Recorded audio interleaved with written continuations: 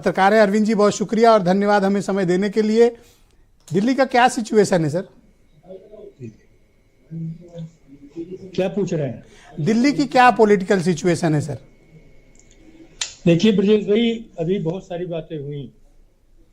दिल्ली को समझने के लिए जरूरी है कि 1993 में जो मौजूदा ढांचा बना है, क्योंकि उसके पहले अगर आप देखेंगे तो 1952 से लेकर के और 1993 के बीच में दिल्ली में दो तरह का ढांचा रहा।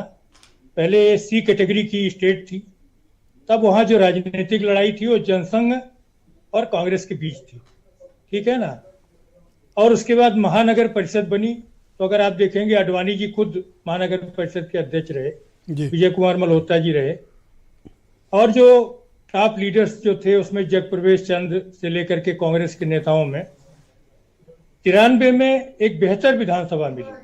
जो जितना भी हो रहा उसमें बेहतर विधानसभा मिली। और उसके बाद पहला दौर रहा जिसमें कांग्रेस और बीजेपी की लड़ाई रही और आम आदमी पार्टी का इमरजेंस हुआ, जिसमें शीला जी, अगर आप देखेंगे सरकार बनने के बाद तो सबसे लंबा टेन्योर कांग्रेस का रहा, 15 साल लगातार, ठीक है ना। और शीला दीक्षित, आज जो इंफ्रास्ट्रक्चर दिखता है उसमें शीला दीक्षित का एक बड़ा योगदान रहा। इसको खुद भारतीय जनता पार्टी के लोग स्वीकार करते हैं, जो कि जब उनका निधन हुआ है, मैं बताऊं आपको याद होगा, तो सबने उनके कामकाज को सराहा था। बहुत सारी बातें हैं। अब क्या है कि आम आदमी पार्टी के इमरजेंस के बाद यहाँ तस्वीर बदली है, बहुत सारी चीजें बदली हैं।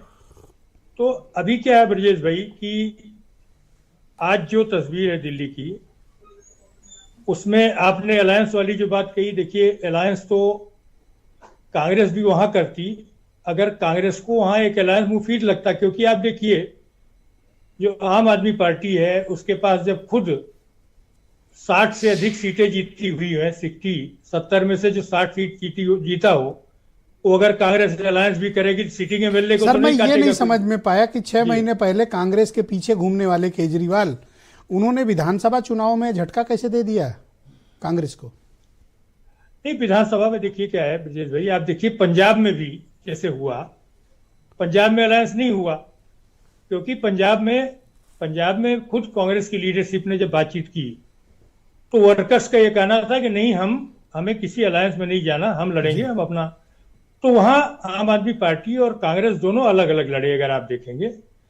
और इंडिया गठबंधन के बनने के बाद ही से लोकसभा का चुनाव तो तय था, लेकिन ये वर्कर भी कांग्रेस को इस बात का एहसास हो गया कि उसके पास, आम आदमी पार्टी के पास जो कुछ भी है वो कांग्रेस से ही छीना हुआ है, चाहे वो दिल्ली हो, चाहे वो महानगर परिषद हो या फिर पंजाब। देखिए आम आदमी पार्टी का ब्रजेश भाई एक पिछले काफी समय में अगर आप देखेंगे तो बीजेपी का अपर हैंड कहाँ था? यहाँ था जो नगर पालिका है, जो दिल्ली की नगर पालिका है, जिसको दिल्ली नगर निगम कहते हैं। और उसको जीतने के लिए तीनों नगर निगम जो शीला दीक्षित किए थे उनको एक किया, यूनाइट किया। इसके बाद भी बीजेपी हार गई वहां। तो पूरा जो नगर निगम है उसको छोटी सरकार कहते हैं, वहां कब्जा आम आदमी पार्टी का हो गया है।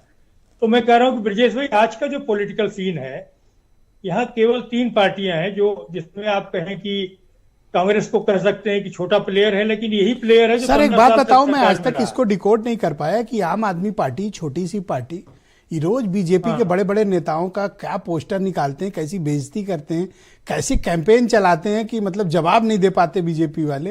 ये दुनिया जहान से लड़के हरा देते हैं, जीत लेते हैं, पर ये एक छोटी सी पार्टी है कैसे इनके साथ बड़ा बेइज्जतीपूर्ण व्यवहार करती है।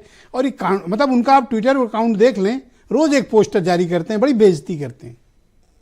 देखिए ब्रजेश भाई, आप तो इतने वर्षों से देख रहे हैं, देखिए पॉलिटिकल सेटअप में एक ऐसी पार्टी है आम आदमी पार्टी, जिसने आईपैड, ट्विटर और लैपटॉप से चुनाव जीता है। जो इसके पहले भारत की कोई भी राजनीतिक पार्टी ऐसी नहीं थी जिसने इन साधनों का इस्तेमाल करके जीता। तो क्या बीजेपी पर इस तरह की एक्टिविटीज में आम आदमी पार्टी भारी है? नहीं, अब तो सभी पार्टियों के पास अपना नेटवर्क है। गाली देने के लिए सबके पार्टी बड़ी हो गई है।